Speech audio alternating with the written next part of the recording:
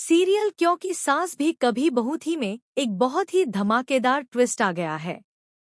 यहाँ पर पार्थ और वैष्णवी ने मंडप में ही एक दूसरे को गले लगा लिया है। यह सब देखकर रियो आगबूला हो जाता है और हाथ में गन उठा लेता है। अब वह तुलसी और साथ ही पार्थ पर गोली चलाने वाला है।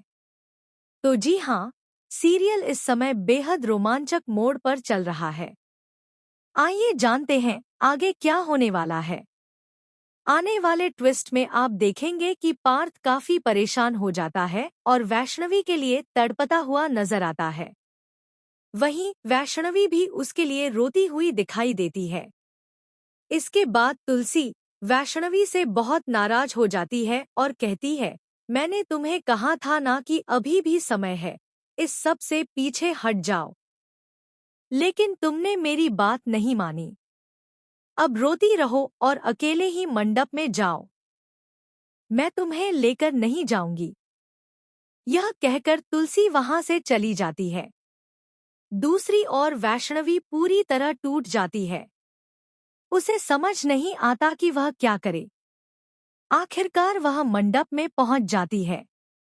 दूसरी तरफ रियो भी मंडप में पहुंच जाता है। अब जयमाला की रस्म शुरू होती है और दोनों को एक दूसरे के गले में जयमाला डालनी होती है। लेकिन तभी तुलसी इस शादी को रोक देती है, क्योंकि वह किसी की भी जिंदगी बर्बाद होते नहीं देख सकती। वह सबके सामने ऐलान कर देती है कि शादी रियो और वैष्णवी की नहीं, बल्कि वैष्णवी और पार्थ की होगी। यह सुनकर वहां मौजूद हर कोई हैरान रह जाता है। सभी सोचने लगते हैं कि आखिर यह सब क्या हो रहा है। इसके बाद पार्थ बा के पास जाता है। तब बा उससे कहती है, अभी भी समय है। जाओ और वैष्णवी को अपने दिल की बात बता दो।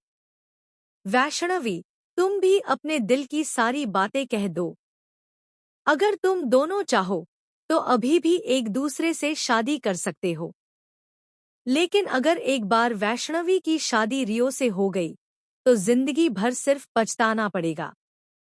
बाकी बात सुनने के बाद पार्थ और वैष्णवी एक दूसरे से अपने प्यार का इजहार करते हैं। दोनों एक दूसरे को माफ कर देते हैं और गले लगा लेते हैं। इसके बाद तुलसी भी कहती है कि शादी इन्हीं दोनों की होगी। वह रियो को समझाने की कोशिश करती है, लेकिन रियो बहुत ज्यादा गुस्सा हो जाता है। रियो गुस्से में कहता है, क्या मजाक बना रखा है इस घर में रिश्तों का। इसके बाद वह गन निकाल कर ले आता है और तुलसी तथा पार्थ पर निशाना साधता हुआ नजर आता है। अब सबसे बड़ा सवाल यह है कि आखिर गोली किसे लगेगी, कौन बचेगा और कौन नहीं। यह देखना बेहद दिलचस्प होने वाला है। आने वाले ट्विस्ट और 10 साल के लीप को लेकर आप कितने एक्साइटेड हैं? हमें कमेंट करके जरूर बताइए।